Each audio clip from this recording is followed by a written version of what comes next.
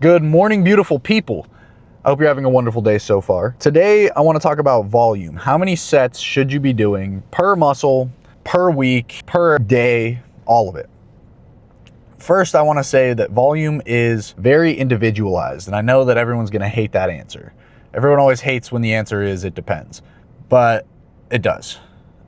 I can give you a place to start, but the real answer is that you're gonna have to figure it out for yourself from there. We can give you the minimum effective dose. I can give you pointers on where to start, but from there, you have to do a little bit of experimentation. So we're gonna start off with what we know and build from there.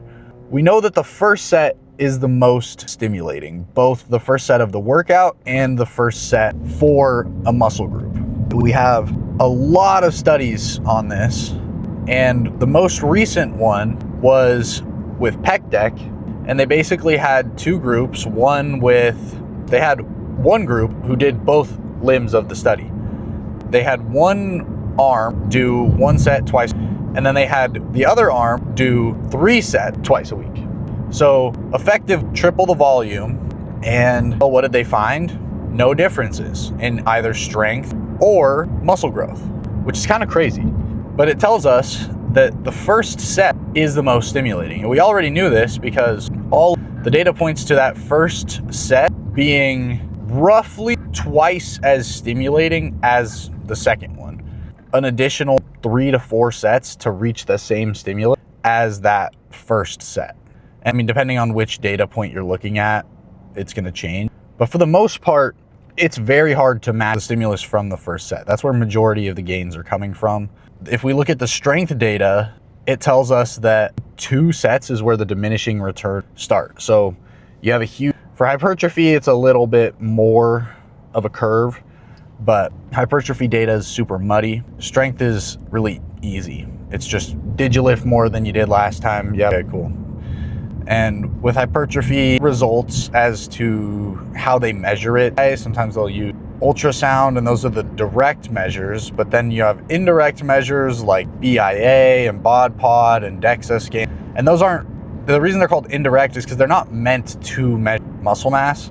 They're meant to measure something else, and then they just so happen to also measure muscle mass, or you kind of can just take it from there. And same thing with BIA, it can be distorted by water, and ultrasound and even MRI can be distorted by swelling. The hypertrophy data is crazy. It's hard to really tell what is true. If we know that 2 is kind of where per session is kind of that plateau starts, it tells us that, and again, diminishing returns doesn't mean there's no return. It just means that the juice might not be worth the squeeze in terms of to ratio.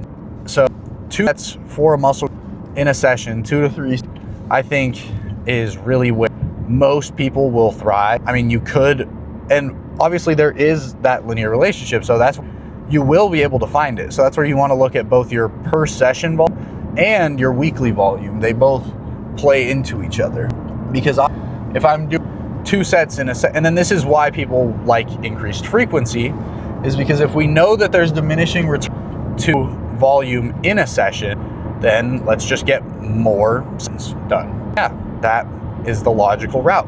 So let's train things 2 or 3 or half or 3.5 times a week. And so that's how we get to the weekly volume numbers. You can do, I would say, I wouldn't do less than 2 in a session for something, and I wouldn't do more than 5. Personally, I don't ever do more than 3 sets for anything in a session. And again, these are direct sets. This is important, is a lot of times people are arguing about things, but they're really not arguing. They'll agree on something, but they'll think that they don't, because they'll argue indirect and direct sets. An indirect set is basically just if I was to do a row, for example, I would count that as a half a set for biceps if I was counting indirect sets. But if I'm only counting direct set, then that's only a set for lats or for back or for upper back or whatever kind of row I'm doing. You don't count half sets when you direct. And I like doing direct. You're not ignoring the fact that there's other stimulus. It's just that you're not really providing it. You're not giving it that it may or may not deserve, right? So it's, with all that, it's just a lot simpler to say, hey, it's just 1 set for check. I'm going to acknowledge that there is some crossover stimulus, but I'm not going the full credit for a half set. There's really no way to tell. That's just, again, getting into the theoretic. So I like to count direct sets. And this is another thing, is fatigue from session to session isn't the biggest deal. And I highly disagree. I think fatigue is right, because we obviously one set twice a week grows muscle. We have this study, this pec deck one that I was referring to, that in untrained individuals, but we even in trained individuals where they grew muscle with one set twice, and they even trained into failure. And when we see that hypertrophy is similar from 2 to 0, that's a pretty easy range to fall with. So I would say, as long as you're within that range, yeah, anywhere from 2 to 5 sets in a set, anywhere from 4 to 12 in a week. And I know that's a massive range.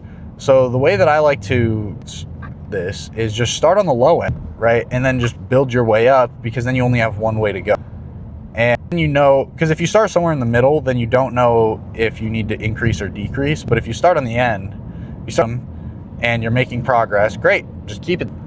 That's the thing, is too many people like to fix shit that isn't broken, and then they end up breaking it. If you're making progress, then don't change your program. That's pretty.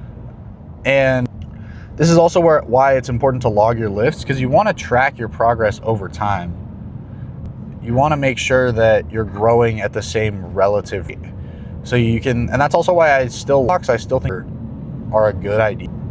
Because you can kind of just, the way I see it is, you can run a new experiment every 12 weeks.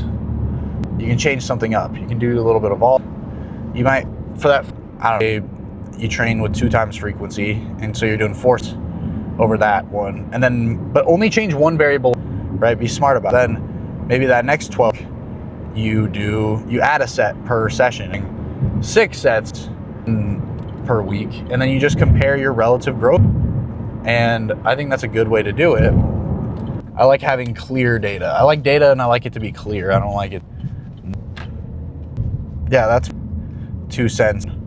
Volume, weekly volume, start low, work. Like I said, it is an upward trending relationship. So more volume is going to be more gains. It's just, where does it start to hurt? That's the part where you don't know. So work up until it starts to work again. And that's, again, where you want to compare your relative rates of growth. And that's why getting a coach is really nice, because they can kind of take away that thinking for you. Because it is a pain in the, to track your own volume. For today, sorry if the energy. Subscribe, comment, love you.